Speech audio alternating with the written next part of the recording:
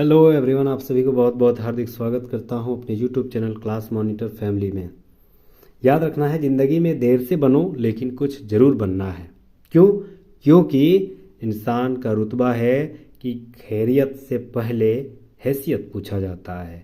तो इसीलिए आपका तहे दिल से मेरे इस यूट्यूब चैनल में बहुत ज़्यादा स्वागत करता हूँ। आज मेरा लेक्चर लगभग 22 होगा और 51 सेट मैंने अपलोड कर दिए हैं। तो याद रखना है 51 सेट। इसकी डिमांड हमें पता है कि जेएसएससी सीजीएल का एग्ज़ाम अगस्त माह 2024 में होने वाली है।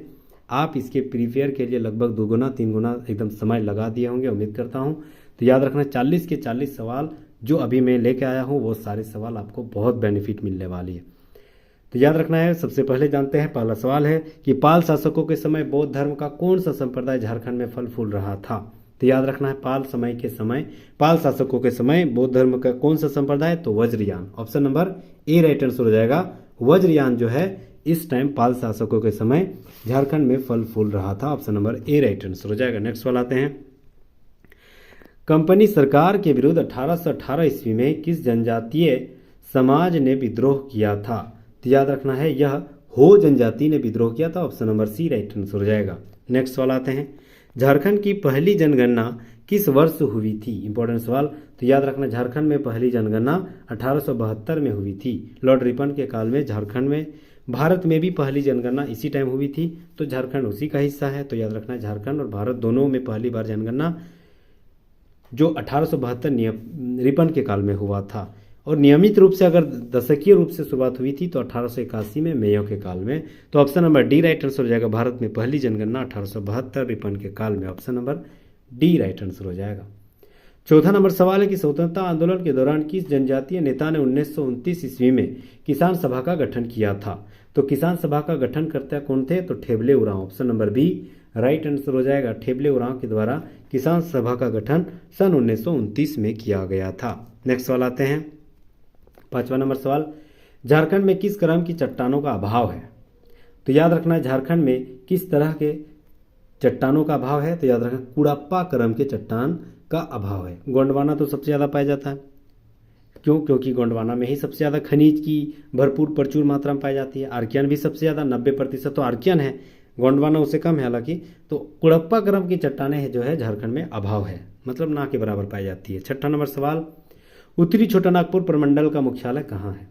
तो याद रखना है, उत्तरी छोटा नागपुर प्रमंडल का मुख्यालय हजारीबाग में स्थित है। Option number B right answer हो जाएगा। सातवां नंबर सवाल, झारखंड के किस जिले में सर्वाधिक अनुसूचित जाति के व्यक्ति निवास करते हैं। तो याद रखना है, किस जिले में सबसे ज़्यादा अनुसूचित जाति मतलब एससी निवास करते हैं। तो याद रखना है किस जिले में है, तो Palamu. Option number D right answer हो जाएगा। पलामू, ये भी सवाल है, सबसे ज़्यादा एससी अगर कहीं है तो पलामू है में। Option number D right answer हो जाएगा। नेक्स्ट सवाल आते हैं।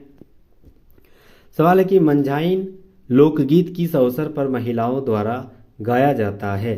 तो याद रखना है, मंझाइन जो है किस समय किस शुभ अवसर पर गाया जाता है। तो याद रखना है जन्म पर, ठीक है, जन्म पर यह लोकगीत गाया जाता है महिलाओं के द्वारा। Option number A right answer हो जाएगा। मंझाइन जन्म पर गाया जाता है। नेक्स्ट सवाल 9वां नंबर, साहित्य अकादमी से पुरस्कृत पुस्तक मुंडारी टुडू कोठारी का लेखक कौन है। भी सवाल। तो याद रखना है, साहित्य मुंडारी टुडू कोठारी के लेखक कौन है, तो मन ससीह मुंडू। Option number D right answer हो जाएगा। मन ससीह मुंडू। नेक्स्ट सवाल आते हैं 10वां नंबर सवाल कि झारखंड में पाई जाने वाली कौन सी मिट्टी कृषि की दृष्टिकोण से अच्छी नहीं है। तो याद रखना है, कौन सी मिट्टी कृषि के दृष्टि से अच्छी नहीं है, तो लेटेराइट मिट्टी। Option number D right answer हो जाएगा। लेटेराइट मिट्टी। झारखंड में सबसे ज़्यादा कौन सी मिट्टी पाई जाती है, तो लाल मिट्टी। और लेटेराइट मिट्टी जो है कम मात्रा में ही पाया जाता है, लेकिन कृषि के दृष्टि से खराब मिट्टी है। Option number D right answer हो जाएगा। नेक्स्ट सवाल आते हैं। मसालों की खेती में झारखंड के किस जिले में सर्वाधिक पाया जाता है। भी सवाल। तो याद रखना है, मसालों की खेती में सर्वाधिक अगर पाया जा रहा है तो वो पलामू में। Option number A right answer हो जाएगा। पलामू में सबसे ज़्यादा एससी की जनसंख्या है। पलामू में याद रखना है, मतलब शिक्षित जो साक्षरता दर है वो सबसे कम है। Option number A right answer हो जाएगा। मसालों की खेती झारखंड में सबसे ज़्यादा पलामू में होती है। नेक्स्ट सवाल आते हैं 12 नंबर, गौतम बुद्ध अभयारण्य किस जिले में अवस्थित है। तो याद रखना है गौतम बुद्ध अभयारण्य कोडरमा में स्थित है, option number D right answer हो जाएगा, कोडरमा में स्थित है। नेक्स्ट वाला आते हैं 13वां नंबर, बिरसा भगवान जैविक उद्यान कहाँ स्थित है? तो याद रखना है बिरसा भगवान जैविक उद्यान रांची में स्थित है, option number B right answer हो जाएगा। 14 नंबर सवाल देखते हैं, झारखंड में भारत का कितना प्रतिशत खनिज भंडार संचित है? तो याद रखना झारखंड में भारत का लगभग 37 से 40% खनिज उपस्थित है, option number C right answer हो जाएगा। नेक्स्ट सवाल आते हैं 15 नंबर सवाल, झारखंड में निजी क्षेत्र में पहला लौह इस्पात उद्योग कहाँ स्थापित हुआ था? तो याद रखना झारखंड में निजी क्षेत्र में पहला लौह इस्पात उद्योग कहाँ स्थापित हुआ था? तो याद रखना है जमशेदपुर में, option number B right answer हो जाएगा। लौह इस्पात की स्थापना जमशेदपुर में कब हुआ था?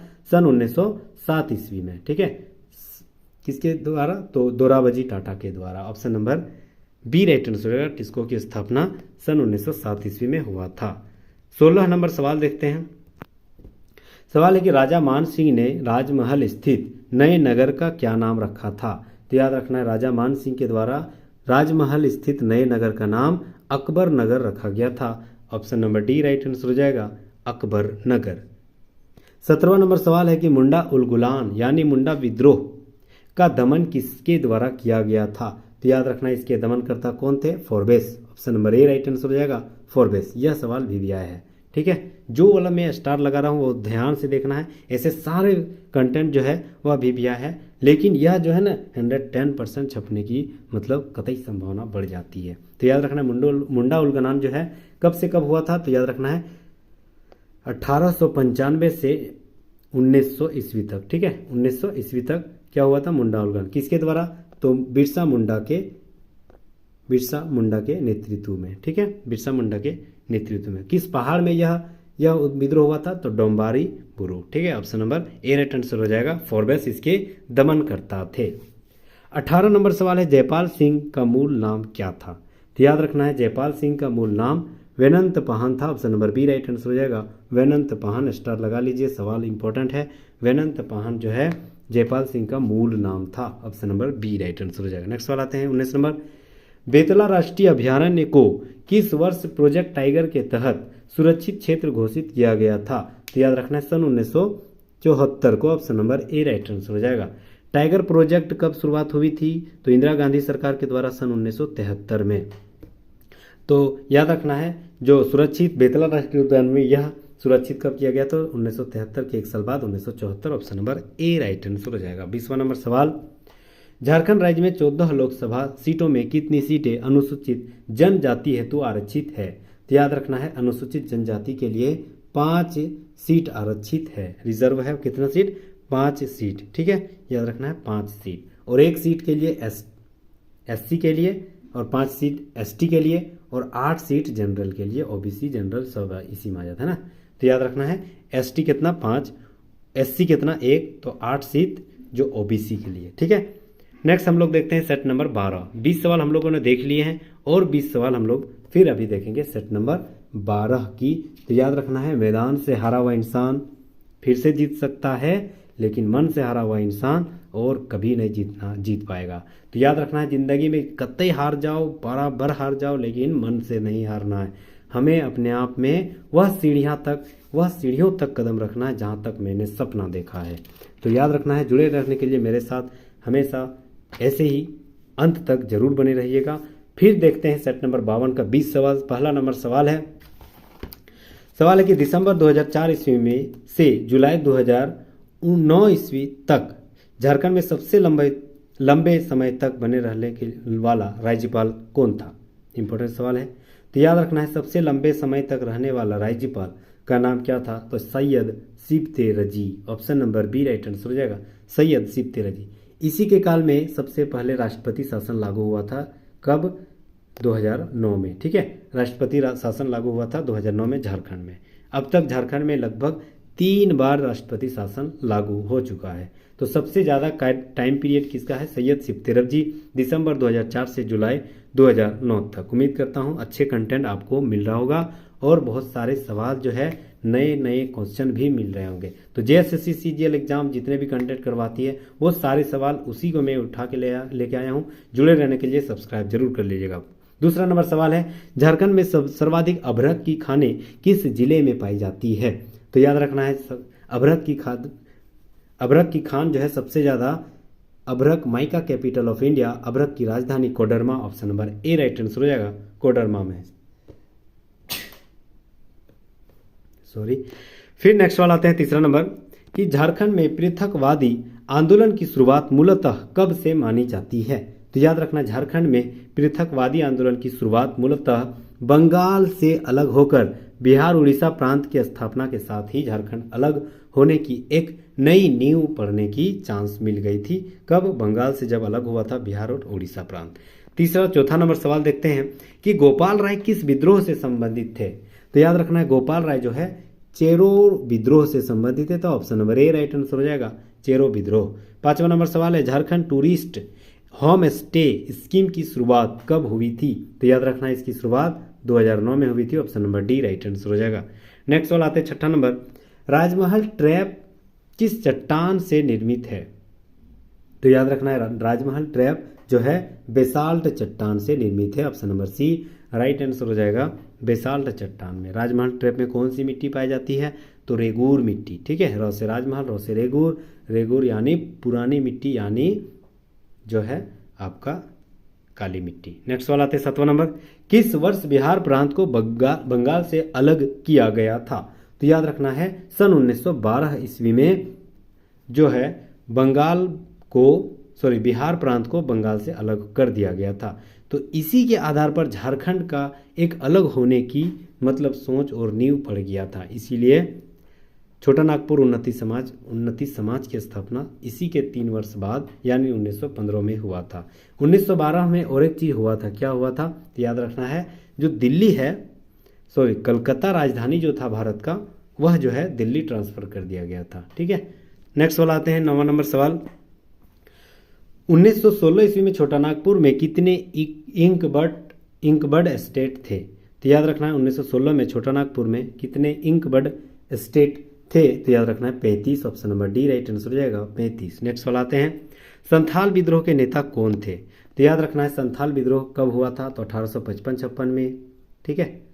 किस क्षेत्र में? तो संथाल परगना क्षेत्र में। किसके द्वारा? तो सिद्धू कान्हू और उसके 2 भाई चांद भैरव और फूलो झानो 2 बहनों के साथ यह विद्रोह की नेतृत्व किया गया था। लगभग 15,000 नागरिक मारे गए थे और लगभग 10,000 गांव जो बस्ती है अंग्रेजों के द्वारा उजाड़ दिया गया था।